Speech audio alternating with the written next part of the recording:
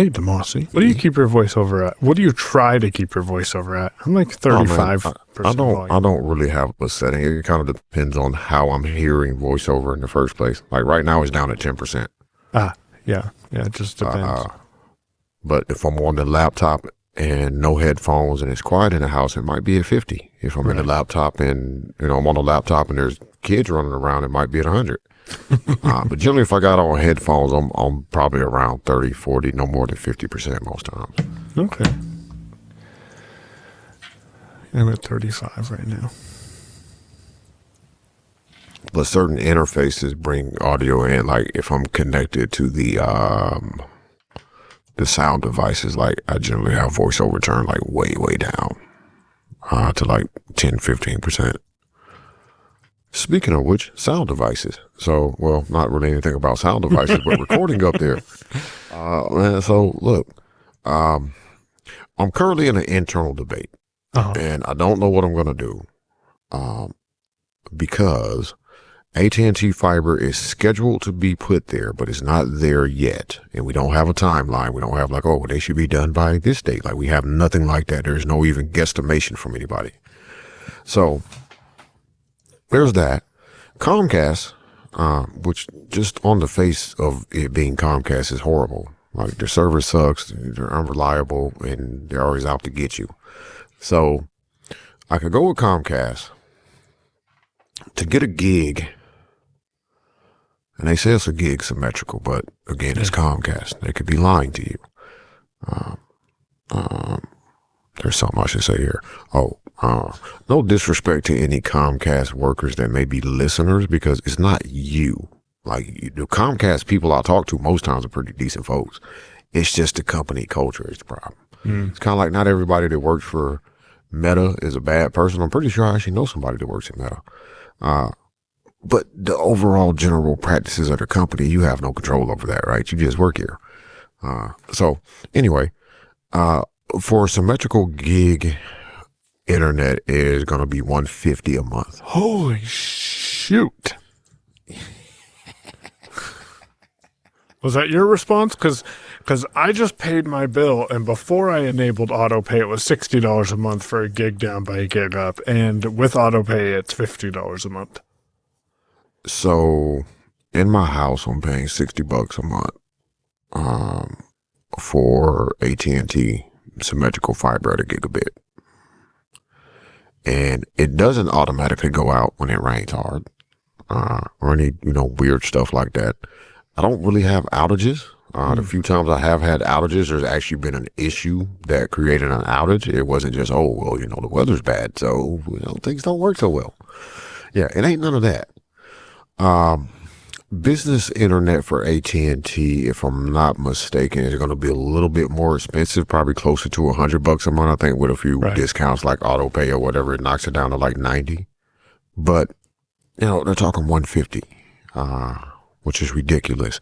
Now I can go for $70 a month, I think, and get 300, supposedly symmetrical again. But all that being said, like, I don't mind dealing with a slower internet speed for a while.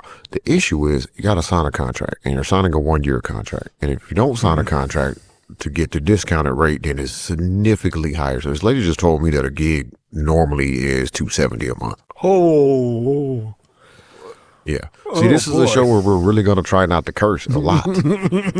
For people listening who sound like, what's wrong with Damashe? I'm really trying very hard not to rage and rant about Xfinity in general, because I do not like them as a company. They're on that list that Meta is on, where I will sufferingly, I don't say against my will, but I will suffer and hate it every second of the day that I have to use your servers, but I need it for a thing. So that's where I'm at with them.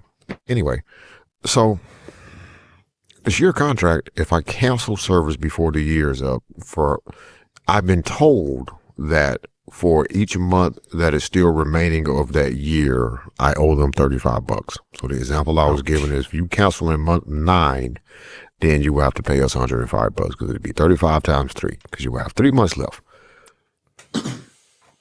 I have seen, before I got on the phone with Comcast, and again, no disrespect to the Comcast workers, because the person I talked to was actually a pretty nice lady. but I have seen just, kind of in Google, like, what is their cancellation policy? Because I saw at one point, like, there's no termination fees on the thing. But then I was like, oh, there's a contract. And it's like, well, a contract and no termination fees don't really go together for me, especially when we're talking about Xfinity. So there's that.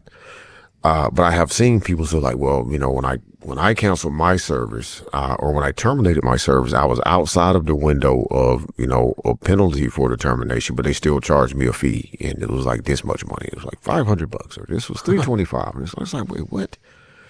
So you're a little nervous to get comfortable with them and go with them when AT&T could be there anytime. Yeah. And it's also like, even if it's, okay, let's go with this and buy it for a year. Because I'm in a 5-year lease where I'm at. So like, I'll get AT&T whenever I can get AT&T. Like, I don't have to switch as soon as they lay fiber out there.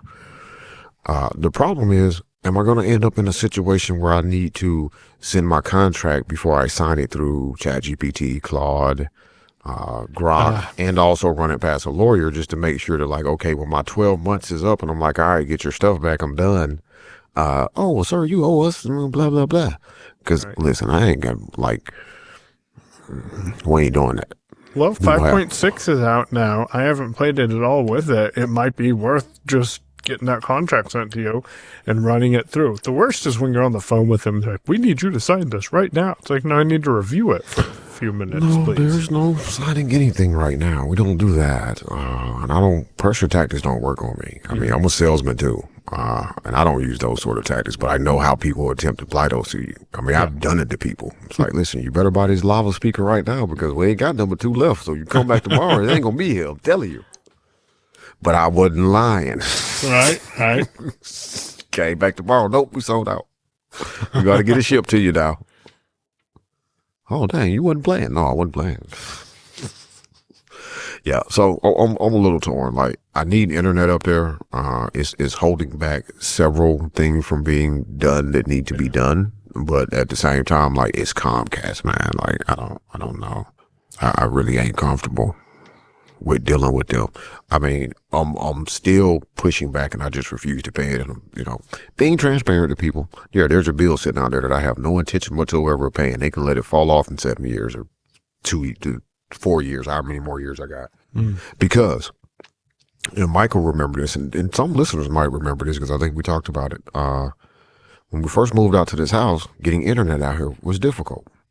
AT&T had some air service that was, I don't know, it looked like they tried to rebrand their DSL service is what it looked like to me. I was like, I ain't paying that price for that. I ain't giving you $40 a month for 6 megabits, like, kick rocks. We put a Starlink before that. Right, and you really don't want to do that.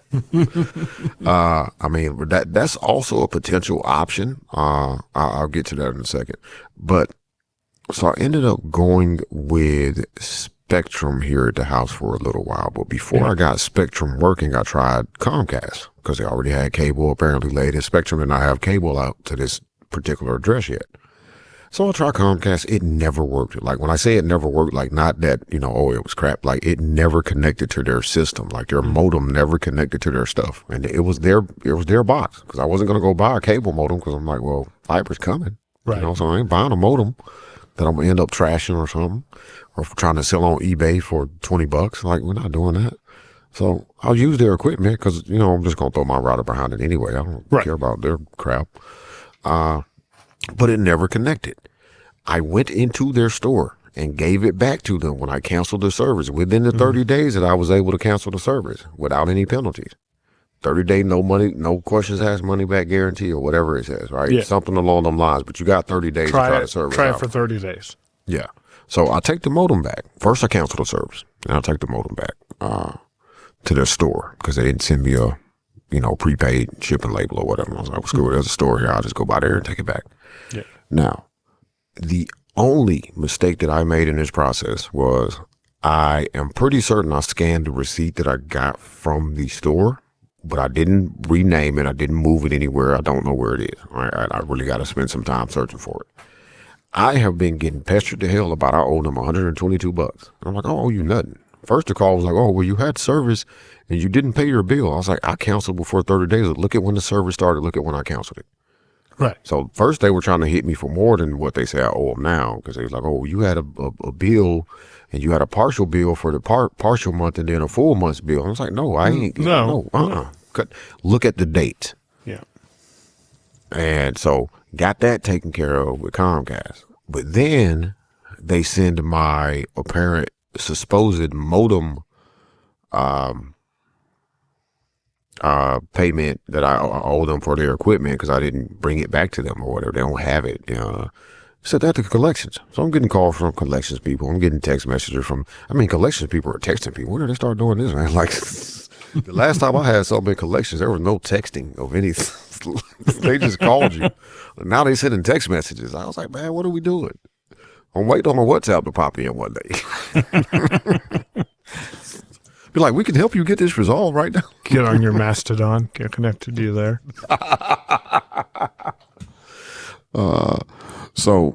But I am steadfastly refusing to pay it because I told them, like, one, your equipment got returned to your store. You can check the serial number of the equipment you sent me and check against the store. I said, I cannot find my receipt, but I know I had it. And at some point, I may actually take the time to sit there and dig through a whole bunch of randomly scanned stuff from 2 years ago and find it. But I absolutely ain't paying them, and I refuse. So, say what you will of that, but you ain't gonna bully me out of 120 something bucks. Because long term, I'm gonna be honest, it ain't gonna have that big of an impact on my credit. So now, I can hear some people saying, and I agree with you, it would be better for my credit score if I just went and paid them the money and got that taken care of, right? But it's Comcast, man. Screw them. So you're home. I am home, man. I am home. Now I probably am going to start recording at the office. I was getting off the road from fixing some stuff. And my mother dropped me off at the house first. So I was like, all right, I'll just do it back here with the mobile gear because I can.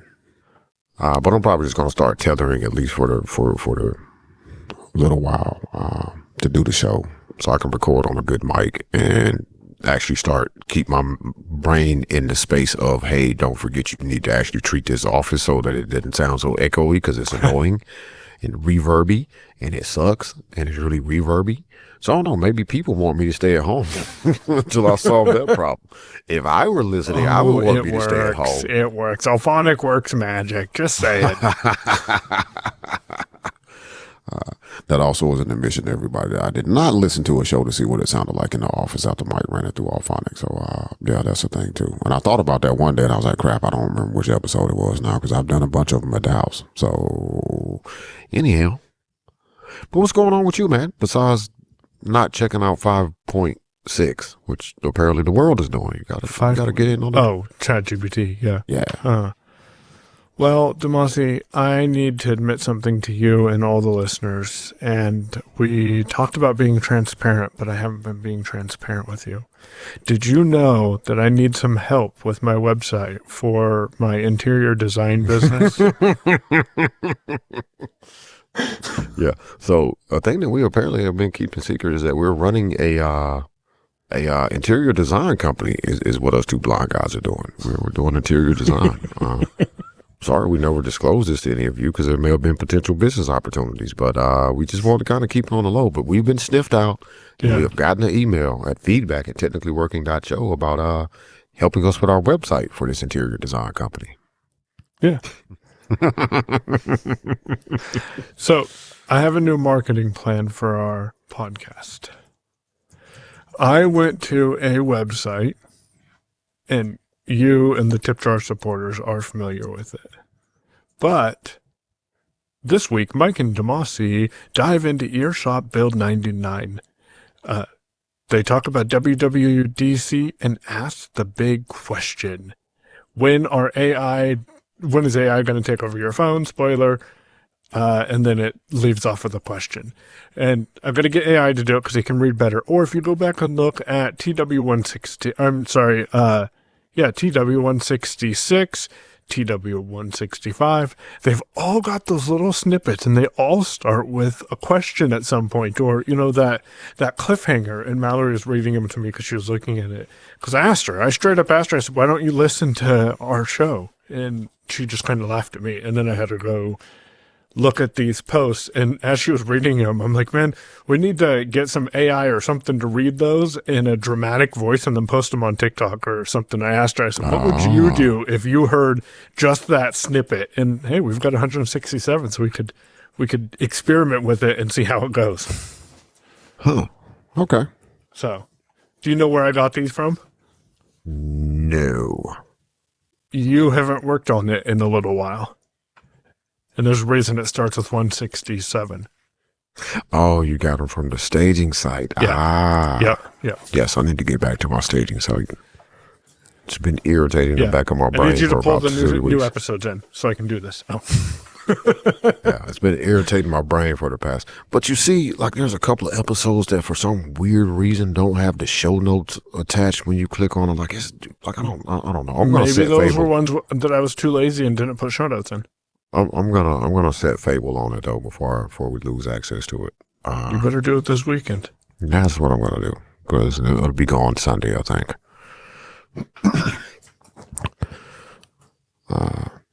Man, so our non-marketing, well, let me take that back. That's the wrong way to say that. I completely apologize to everybody because it's not non-marketing. Our word of mouth marketing has been amazing. Yeah. I ran into a ton of people at convention for NFB in Austin that listened to the show. Tia ran into even more people or overheard people talking about the show. So thanks for everybody for listening. We appreciate it. And we really appreciate all of you who have been getting the word out about the show. It's amazing. It's interesting to talk to somebody you've never met before. And like, you say your name and they're like, oh, you're on Technically Working with Michael. I said, yeah. Oh, it's a cracking good show. I was like, all right. It's okay.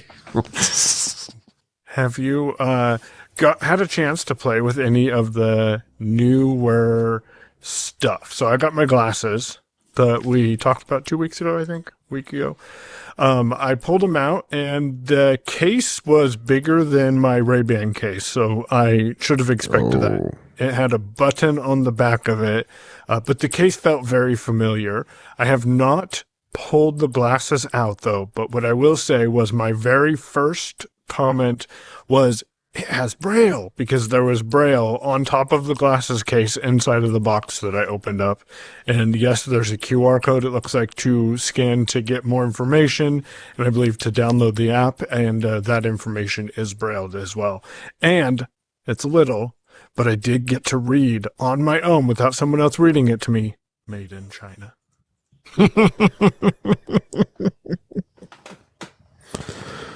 So I plan to play with them this week and see what my thoughts are on them. Oh man, so I thought you had taken them out and did something with them. You just pulled the case out and was like, oh, there's this thing called time, and we're coming into convention. Yeah, I know. I know, man. I know. Like convention was it was good in a lot of ways, but man, it was tough. Like I didn't even have time to like do some of the hang. I've said that next year I'm going to go down a day early. Probably I'm not sure I'm going to stay a day later because I don't ever go to anybody's banquet because banquet food generally sucks. But I'm gonna probably go down a day early next year to Austin. Day before setup. So I'm not getting off the plane and going straight to setup and then like, oh, I got to get some sleep and then get up the next day and work your butt off. And it's like, oh, I'm going to sleep. Yeah. So it is that time of year. And St. Louis is 2 weeks away. Yep. Which seems crazy to think about it that way. It's like, oh, I got 2 weeks. I got 2 weeks before I go back. So I'm back on a plane again, catching a 5:30 flight in the morning. Yeah, but it's what you do for work, right? Yeah, that's what you do for work, I guess. Yeah. I don't know.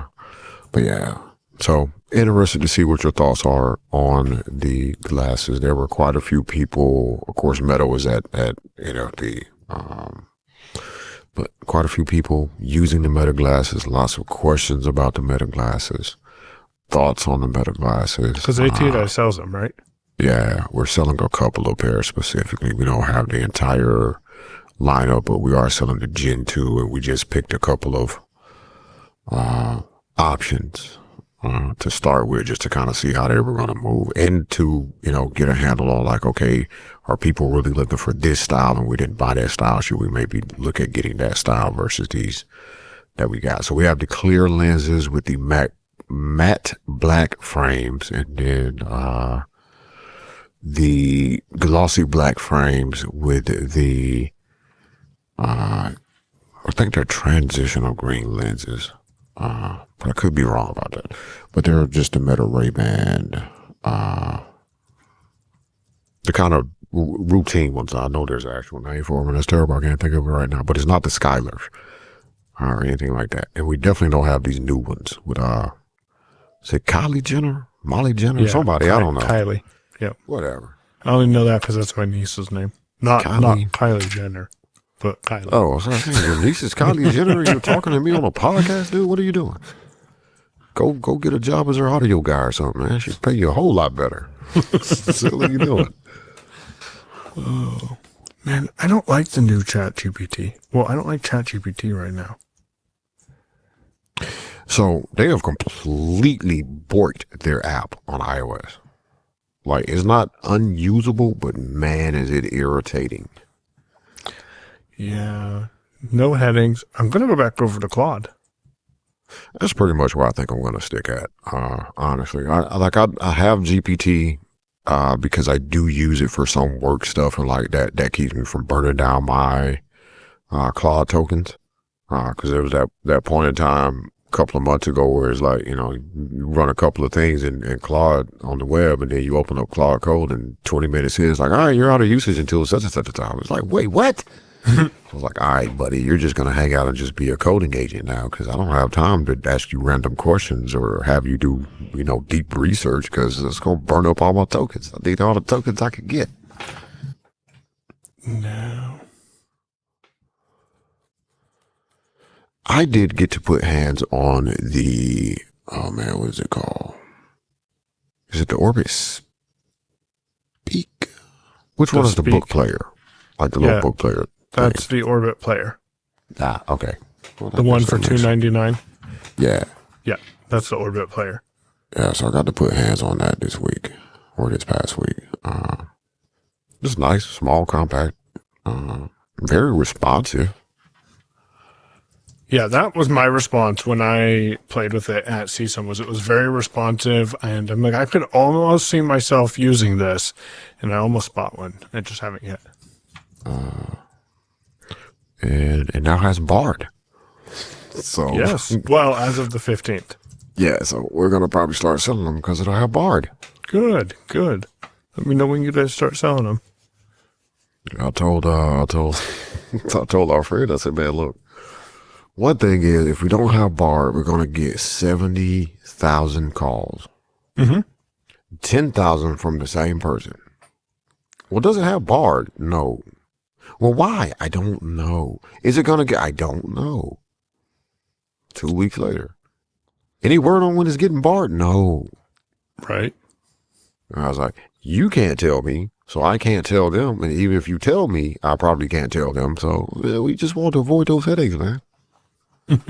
Shout out to the AT guys, because we know people like Bard. Bard is still on my phone too. I use it occasionally. I do have Bard on my phone, actually. I almost said I don't, but I do. And I've actually got books in it. I need to get back to them books in it. Yeah, me too. What happens with me a lot of times with Bard is I will get into a series through Bard. Just like, I don't want to take a flyer on buying this book, and then what if I don't like it and all that, yada, yada, yada.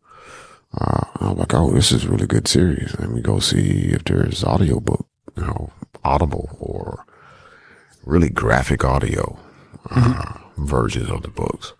Oh, man, I've got to, don't let me forget over the weekend to send you these books. Okay. I've now read them, all of them.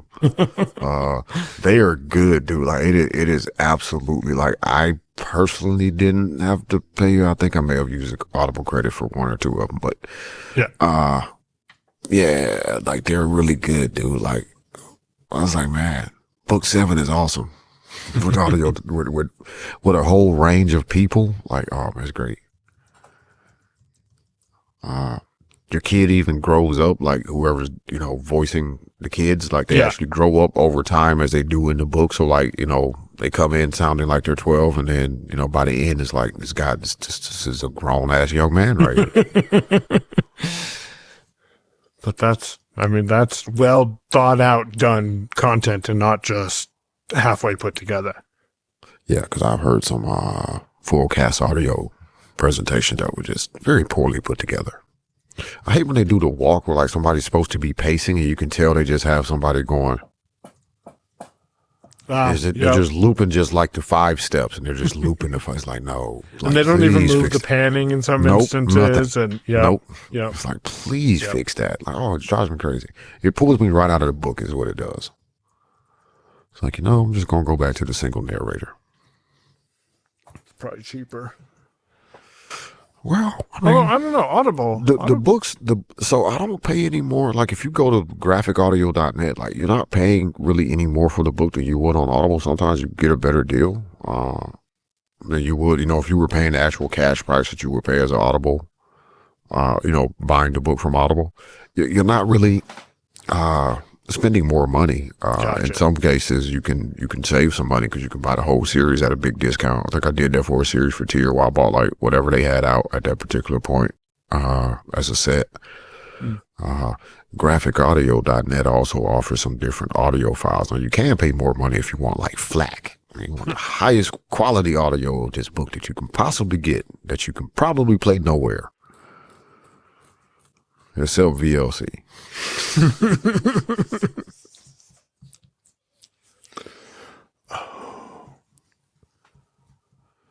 Okay, so I was playing with ChatGPT.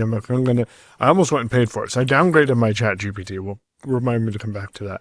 But I am back on Claude playing with Opus 4.8 and getting some video / TTS scripts generated based on the content of the staging site.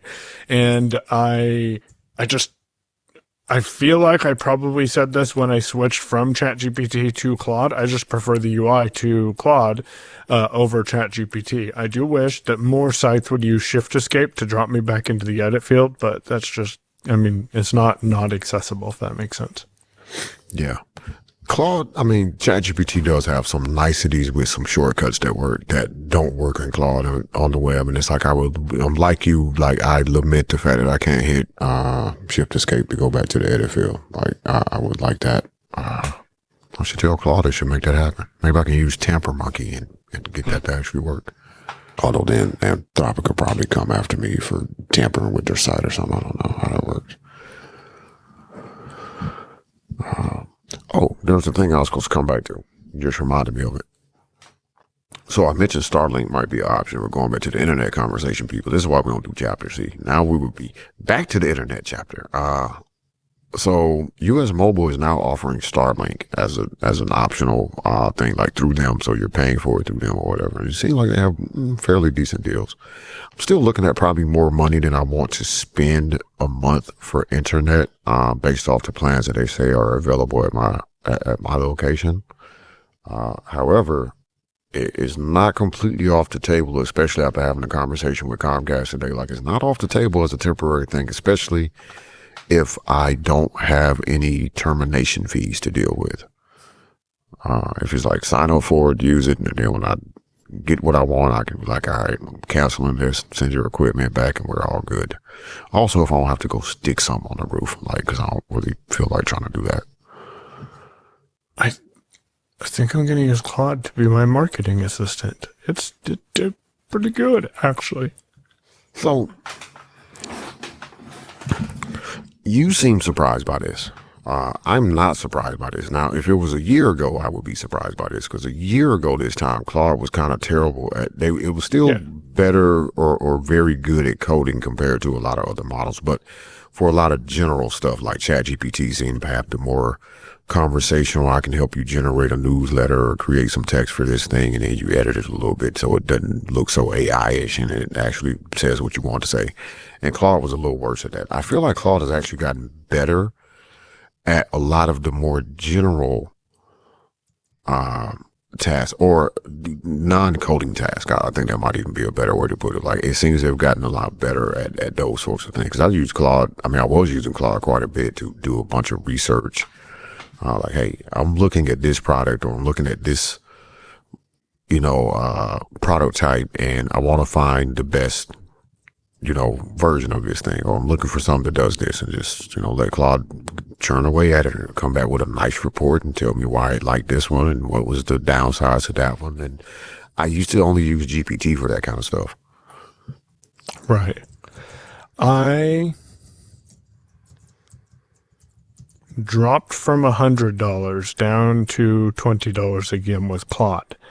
The reason is because I want to play a little bit with Ollama Cloud. And I figure if I pay $20 to Ollama Cloud, $20 to Claude, then I should be able to have an opportunity to get the usage out that I need to. And I have Fable until the 12th, and they keep resetting my usage on the $100 plan. So my usage resets tomorrow for 4 days. I wonder how that's going to work. Are they going to give me just saying. Anyways, so Tuesday it was down to the $20 a month plan, and I'll see if I regret that.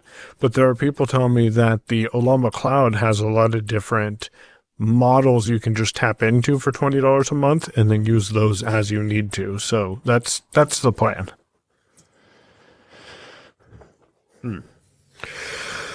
So, yeah, we'll see how it goes for you. I may try it out, but I don't know. I mean, we'll see how it goes. We'll see what your thoughts are about it, for sure. So instead of paying $100 to one company, we'll pay $100 to 5 different companies. No, we'll pay $20 to 5 different companies. Is what I meant to say.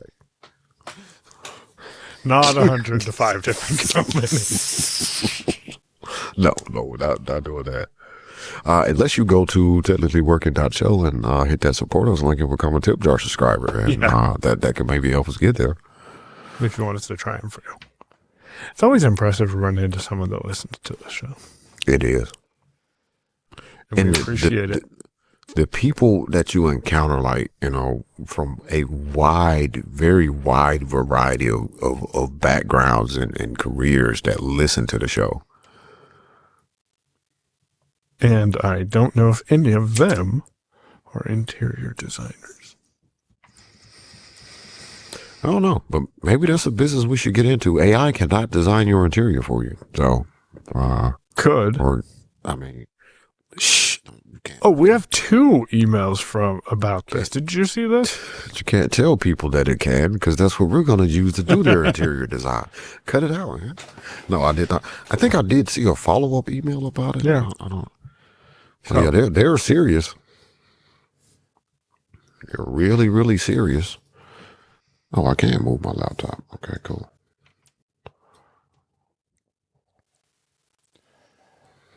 So, not a lot going on. I started the process to explore monetization for Earshot, and I think I know how I'm going to price it and structure it. In the build that is on my phone, I have a Earshot Plus option, and then I also have a tip jar if people are interested in tipping.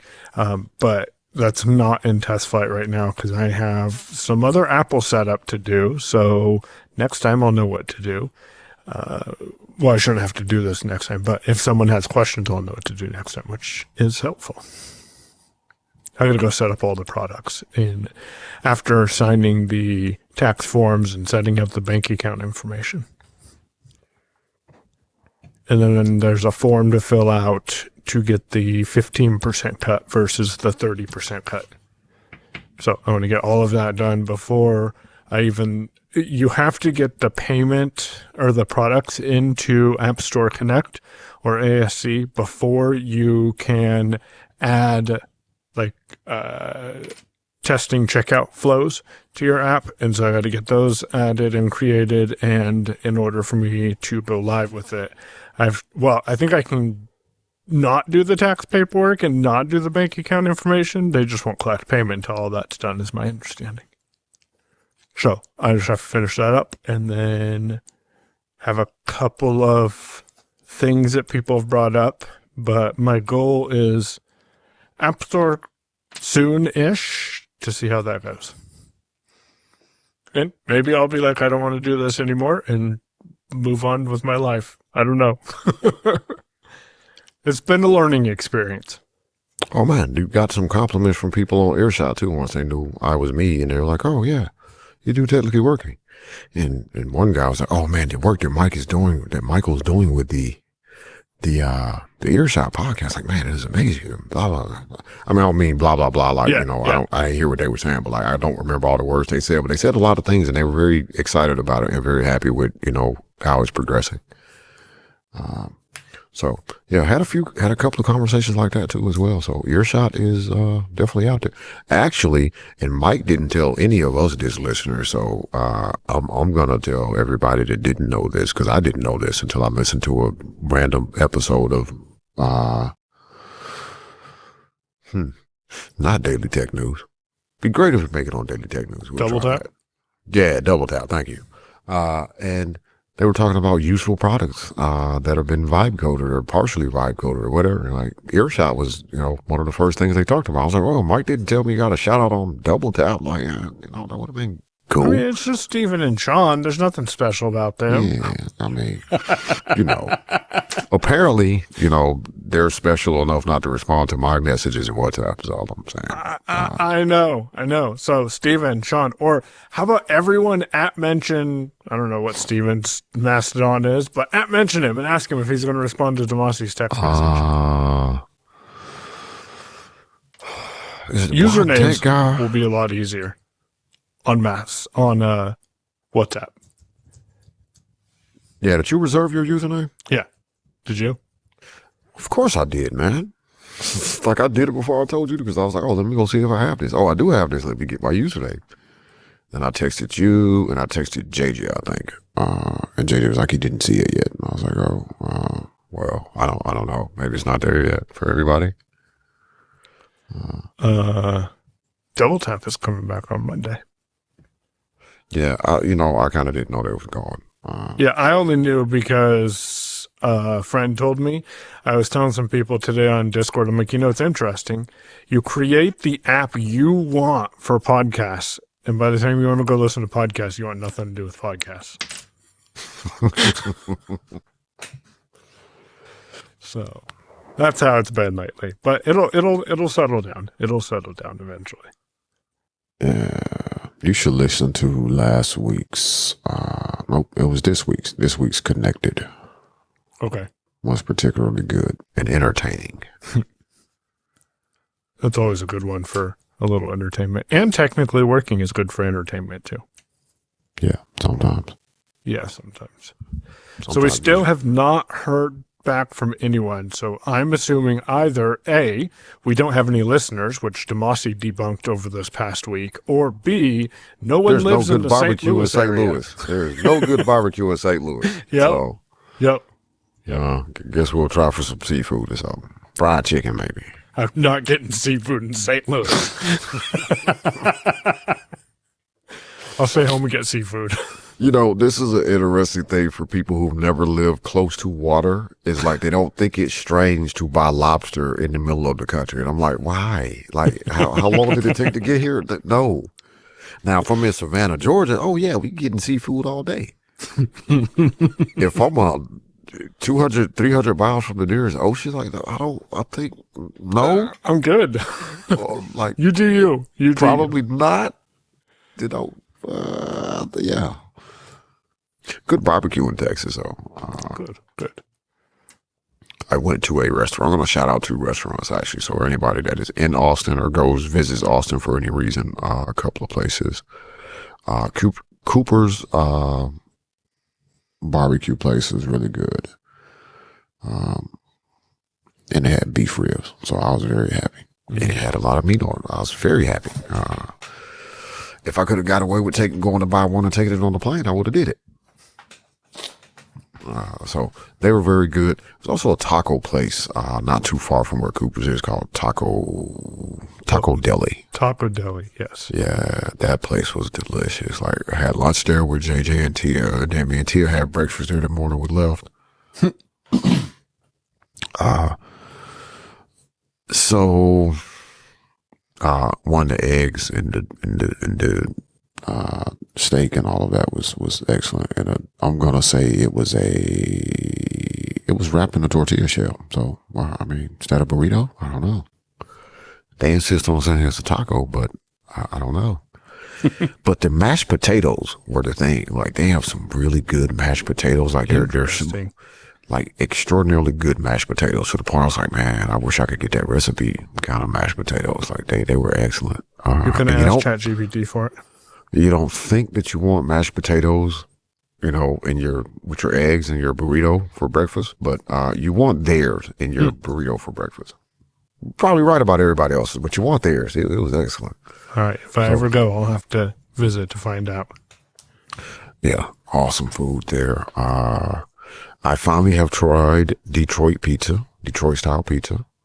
I have vague memories as a younger person, having eaten pizza with a similar type of crust. So I've eaten it before. At this point in my life, I'm not a huge pizza fan anyway. Because it tends to give me heartburn, and they used the wrong kind of cheese. There's some things they could have done differently. Anyway, it's done. So I've done that thing as an adult, eating Detroit pizza. I can move on with my life. Unless I'm ever in Detroit, I may try it at a restaurant in Detroit if I'm up there with some people that are from Detroit, just to see if it's different or if they have some different options. This particular restaurant really didn't have a lot of options for me since I don't eat pork. So that kind of, wasn't the experience I was looking for, but check that off the to-do list. So now when I'm somewhere with JJ, I don't have to hear him rant about, Detroit pizza. Like, yeah, man, I did it. All right, y'all go ahead and do that. And I'm going to go over here and eat something else. You're going to Taco Deli. If we're in Austin, yeah. I want to try Franklin's. Franklin is a famous barbecue dude. I guess he's won awards or something. I don't know. I just know he's on YouTube. And Barbecue and Tech, when they were doing that show, they used to reference some of his cooking techniques or things like that from time to time. But I heard the lines were super crazy for Franklin's. So I wasn't even trying to do that. I just walked around the corner to Cooper's from the hotel. And it was decent. Well, we'll have to find something in St. Louis, hopefully. We'll find something. There's food in St. Louis. We'll get something. But I'm guessing there's just not good barbecue in St. Louis. Or I'm going to give our listeners the benefit of the doubt. I'm going to say there's probably not a good St. Louis barbecue place that serves beef ribs or brisket or something. That's probably what it is. Because I did kind of throw that in there as like a specifier. An additional challenge. Yeah, so that actually could be what it is. It's like, there's great places that serve St. Louis style ribs and pork belly and all of that. I was like, well, Damashe's not going to eat none of that, so there's no point in me telling him about it because he's going to be like, no, I'm not going there. Yeah. So we're going to say that's what it is. We'll send Mike there, so you can tell Mike about it. I want bacon wrapped jalapenos. Just bake those in your kitchen, man. I know, I do. Almost every weekend now. It's not good for me. Mike has been baking these since like 21, like on a regular basis. They're not like a delicacy. They're like, it's Saturday. What are we going to do today? It's like, what are we going to eat today? I don't know. Let's do those bacon wrap things. Yeah. Throw them on the smoker.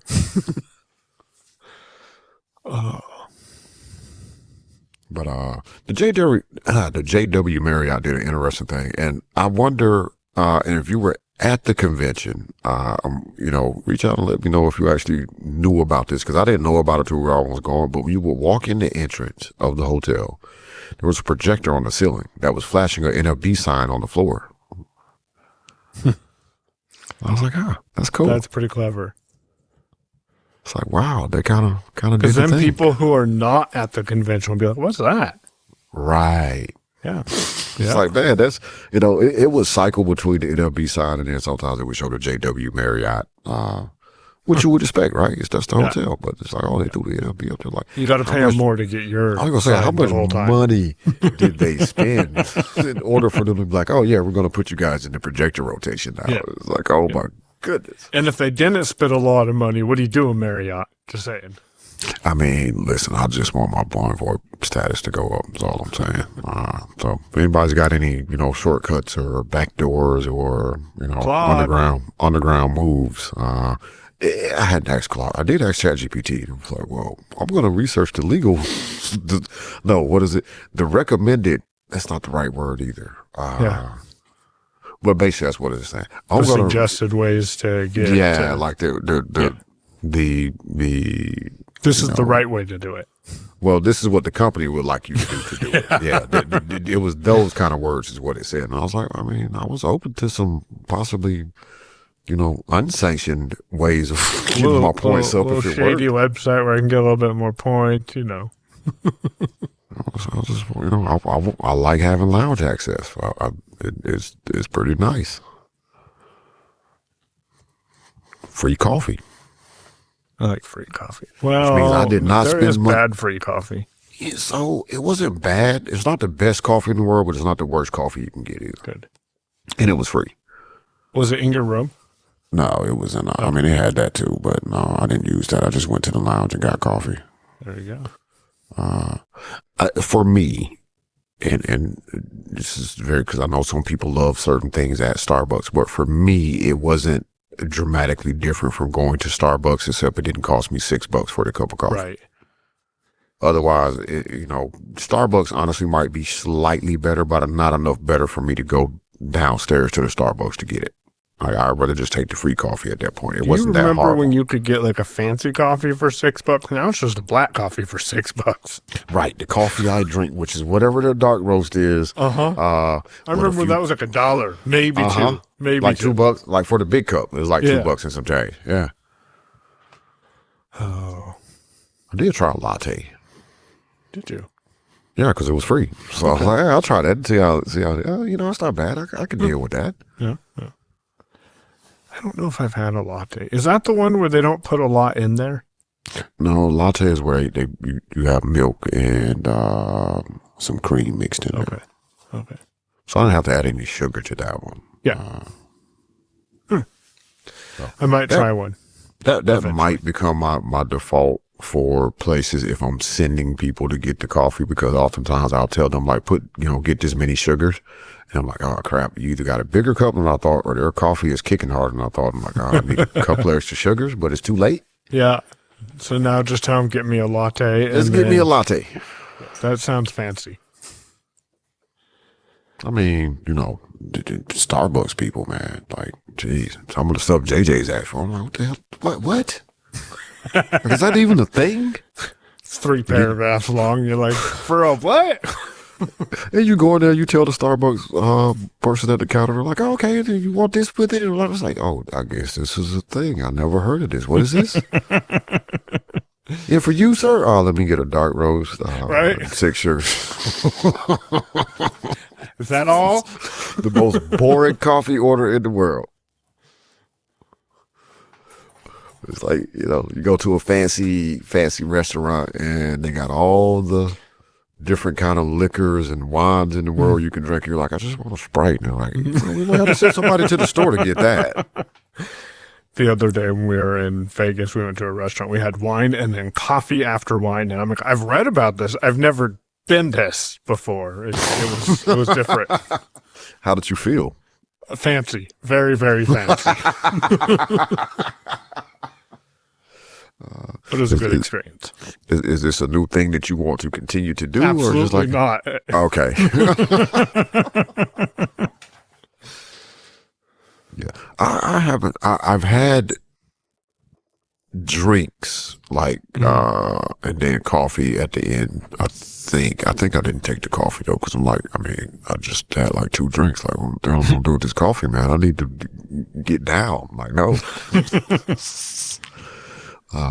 But I'll have to try this. I'll have to go to a fancy restaurant. Actually, next year, I think I may go eat at Dean's Steakhouse, which is the steakhouse that is off of, it's connected to a part of the JW Marriott. It's going to be expensive. But, I hadn't eaten at a high-end steakhouse in 15 years, something like that. So it'll be worth the experience. I mean, Cooper's, I spent a bunch of money in Cooper's too, more than what I would normally spend on barbecue. But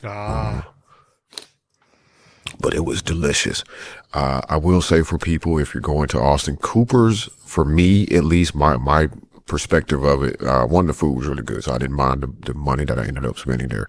But it seems like a really good place to take a group of people or for a family to go, because you can order your meats. Like, you go in and you order your meats first, and then they got like a hot bar where you can, just a bar where you can grab your other stuff, so like mac and cheese or potato salad or whatever. Right. And then you pay for your stuff when you're done. But it seems like a really good spot to go sit down and, we got a little brisket here, a little pork that there, and yada yada, and you just, cut a piece of what you want, put it on your plate, or grab a piece of meat, put it on your plate, grab this, put that on your plate, and then everybody sits around and eats, and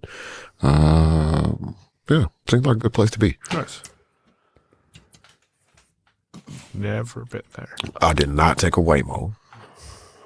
I honestly forgot it. Like, I was thinking about it at some point, but I actually really only took a Uber 3 times. One to get from the hotel, airport. once to get to the airport.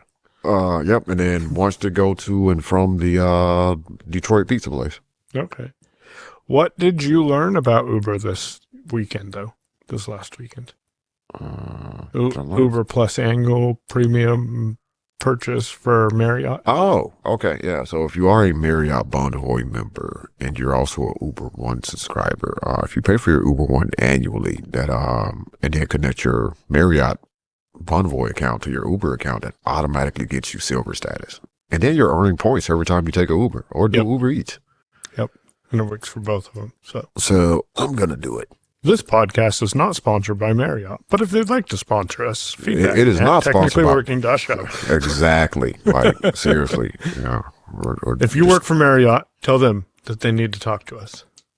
Or just slide on some extra points, man. So, I'm okay with status and points. Status and points. That's what I want. Like, just actually, hell, just status. I'll get the points if you give me the status. I mean, just give me the status. Yeah, just give me the status. Like, what is it? What is it? Like platinum? Platinum. Yeah. Like, just if you work for Marriott, you can get us platinum status, and we can maintain that platinum status across. As long as we do the show, we got platinum status. I think I'm good. Like, I will continue to do the show for the foreseeable long future.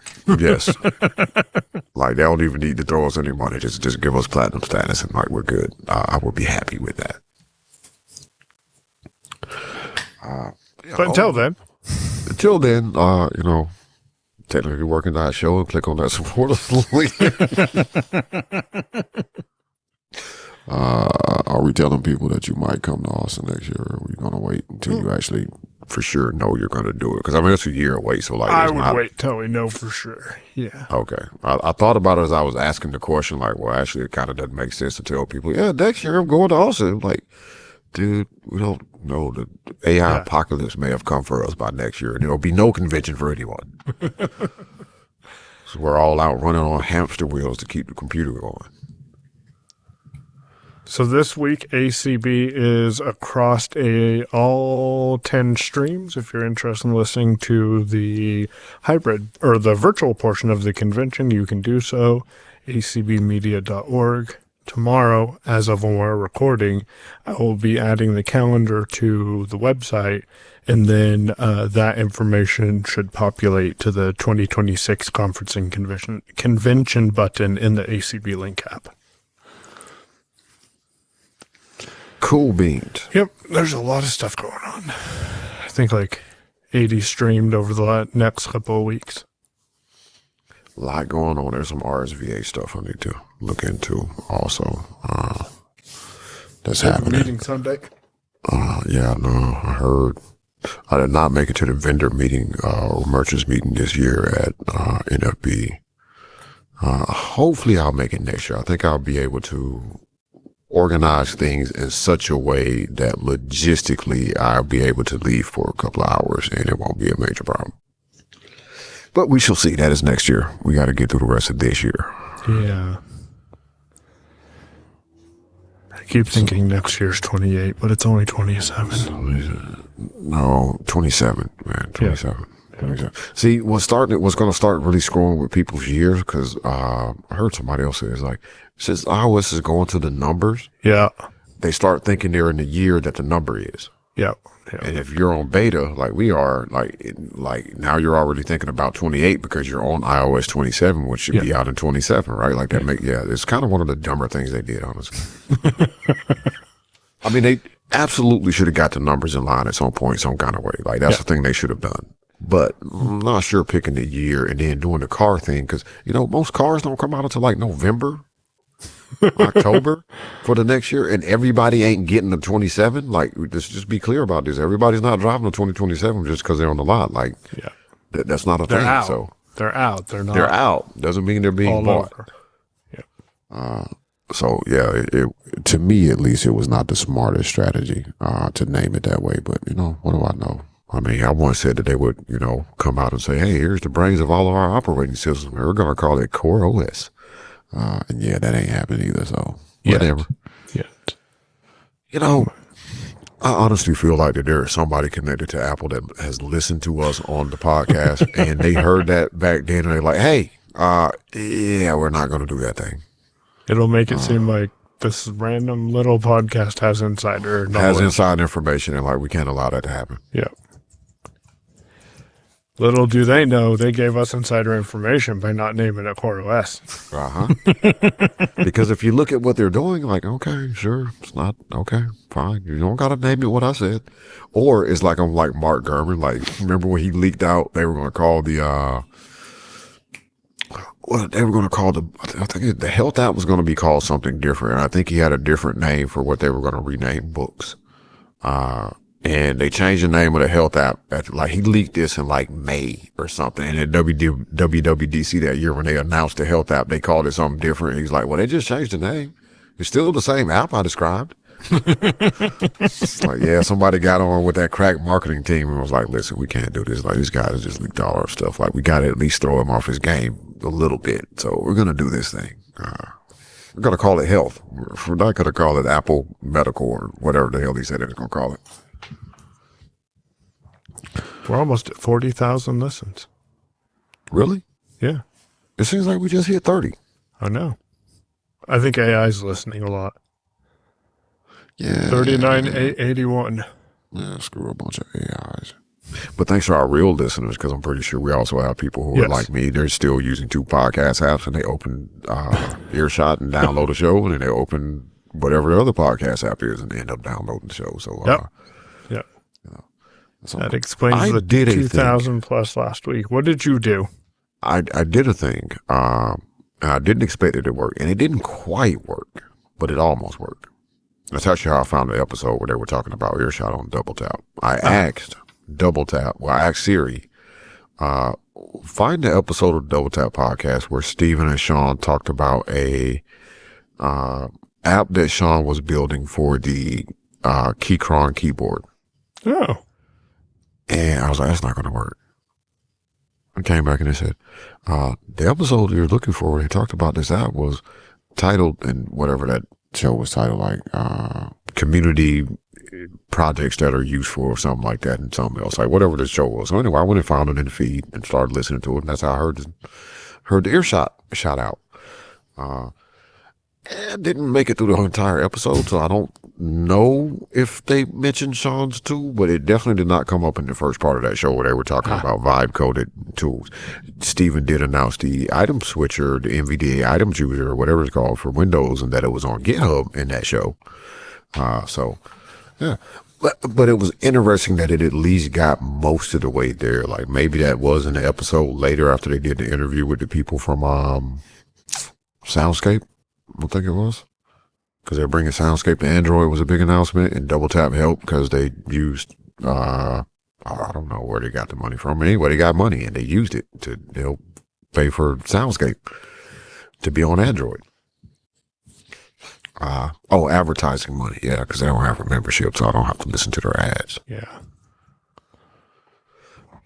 Just saying, Double Tap, like that would be awesome, and I would pay for it. I mean, I'm known to pay for podcast. I'm known to pay for stuff, so I don't have to listen to ads. Like to the point that you don't have to leave people out. You can allow people to gift memberships. because that's an easy way to get Christmas stuff done. That's the thing too. Yeah. And listen, the only thing you're doing is just taking the ads out, right? We're not gonna. I don't think, because we've talked about it here, and like I don't think it's necessarily fair to paywall content from people that are supporting your show just by listening. Because listen, we're still really doing this show because people listen. Because me and Mike could just talk to each other and not publish a show like that. That would be infinitely easier on both of us. Yep. But we have people that listen, and we have people that engage and follow up and give us, feedback, whether it's positive or sometimes negative. Like, even the negative feedback can be helpful, or sometimes it's just funny. Like, sometimes it's just funny. But I don't, I'm not thinking that Double Tap should paywall their content. Like, you get, extra bits or something. Like, no, just take the ads out, dude. Like, let me pay so I don't have to hear the ads. Yeah, like, let me pay for your ads that you would be getting paid. Well, no, don't say it that way, because then your price is going to be infinitely higher. True. Depending on what their ad rates are. Oftentimes, this is why Netflix and them really try to push people at the ad supported tiers, because they make more money off the ads, and they're going to make off you paying them $20 a month.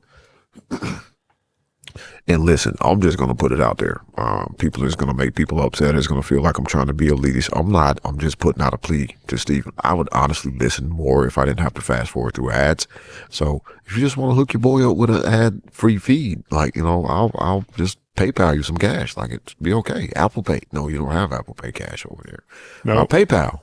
Or Venmo. They got Venmo in the UK? I don't know. Probably. I don't know. I honestly don't know. I know PayPal is there. Apple Pay Cash is not there. They can do Apple Pay, like pay for stuff in the store, but they don't have Apple Pay Cash in anywhere else except the U.S. as far as I'm aware of. It's probably some goofy banking thing, and plus whoever's supposed to be working on that app got pulled to work on some AI crap or something. So it's coming. It'll be there. Anyhow, I want to thank everybody for listening. There was another thing I was going to bring up as like a quick little exit out of here, but we got sidetracked on that conversation about ad supported and all of that. So, big thanks to everybody who listens. We say it every show, but we really do mean it, because honestly, I mean, if you guys weren't listening, we really would not bother publishing the show, because we could just talk to each other. Then we wouldn't even have to schedule it. Right? We could just or edit it or do anything. It's like, it'd be way easier. But now we're going to have to, do things. Not going to have to. We get to. Yeah. Well, I was thinking about a whole bunch of other things. Okay, so I remember the thing I was going to mention. Nope. I forgot it again. All right, so, now I remember. Okay, so, it's been one of them kind of weeks, man. Like, it literally went and then came back. He's going to forget again. Before I forget it, so last week we talked about me and Mike's kind of travel prep and how we kind of do some stuff.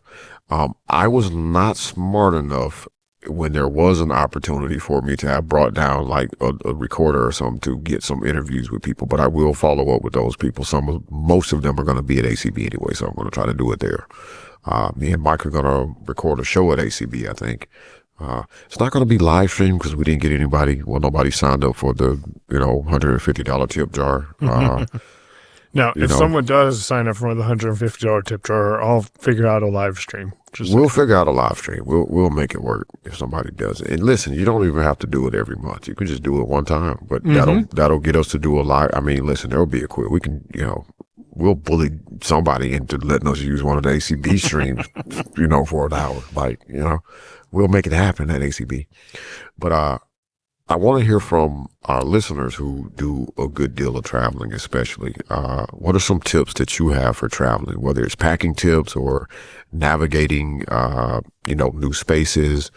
How do you deal with the airport? One thing I'm curious about with a lot of blind people is, and I didn't ask Mike this last week, when you take a Southwest flight or anybody's flight where they offer, like, you can check a box, says, I need assistance, and then you tell them what you need. Like, do you go through that process, or you just show up at the airport and then deal with it when you get there?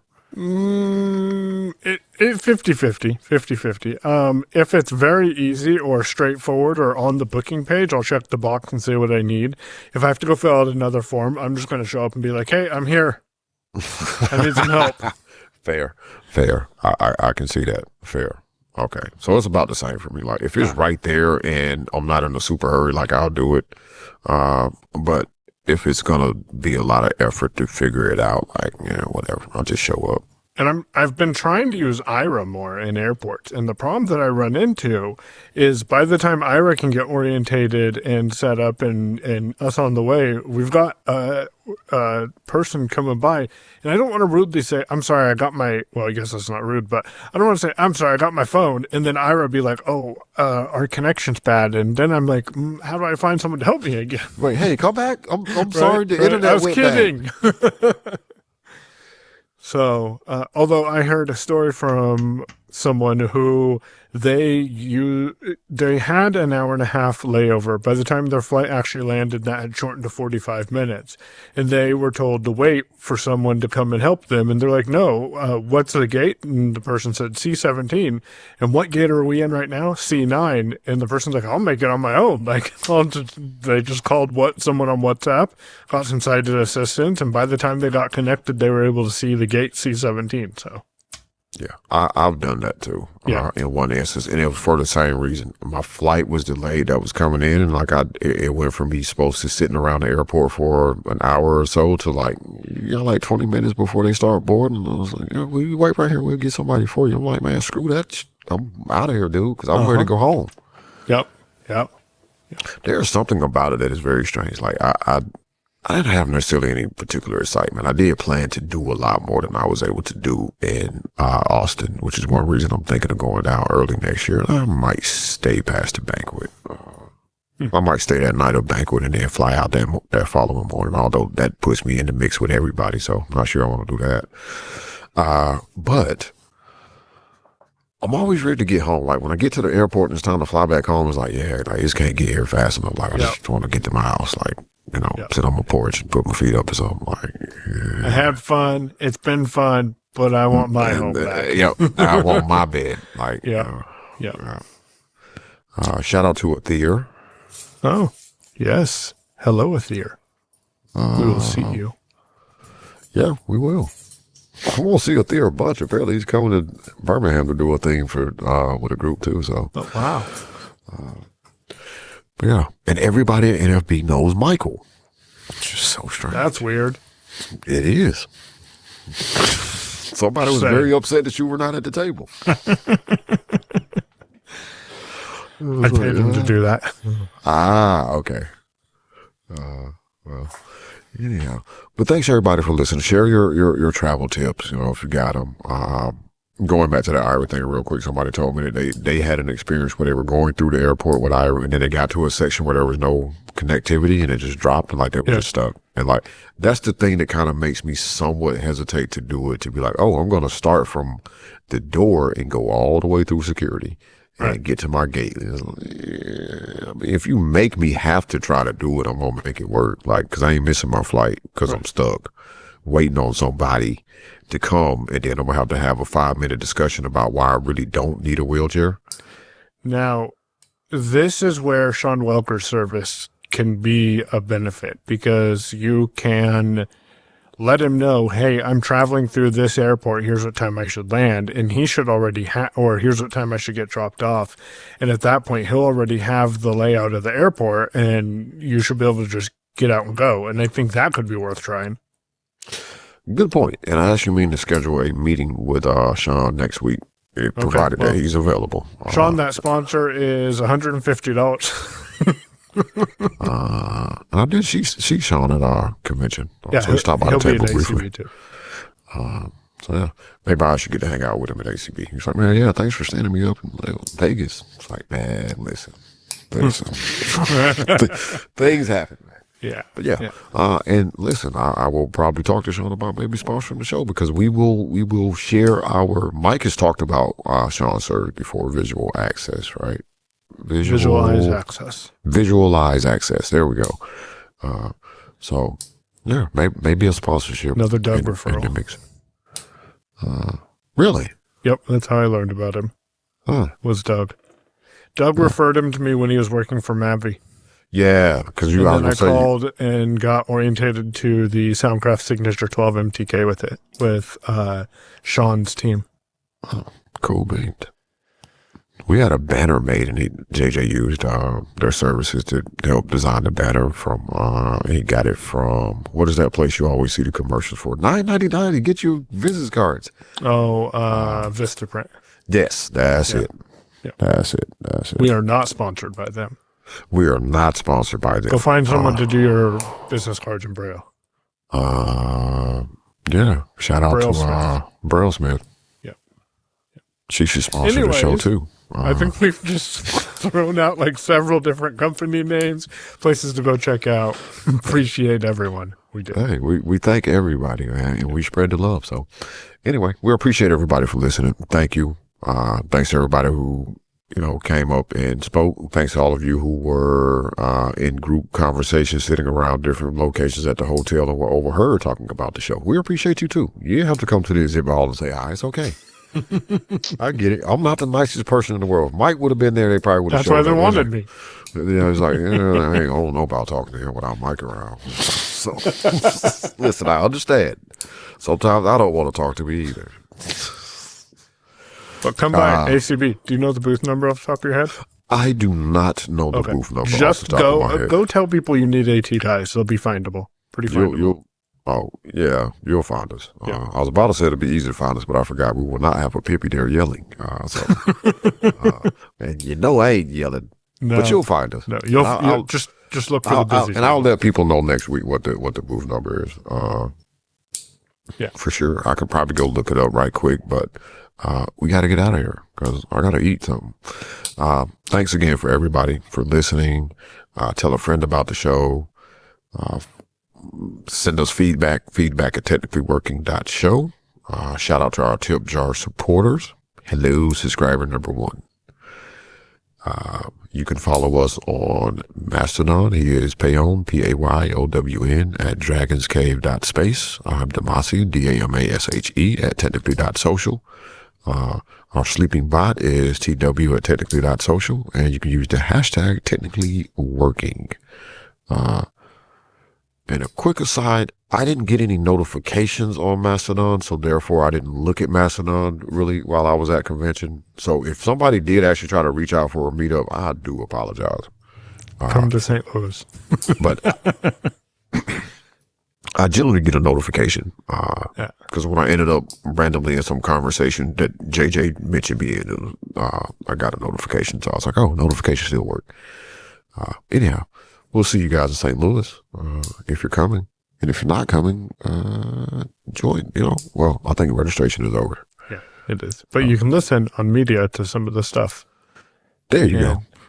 Yeah, head on over. This has been episode 171. I almost said 151. I'm like, that's not right. I was just looking at episode 165. This is 171. Thank you for listening. And Show's over. I think. I feel like there's something else. I was going to throw something at the end, but I don't remember what it was. So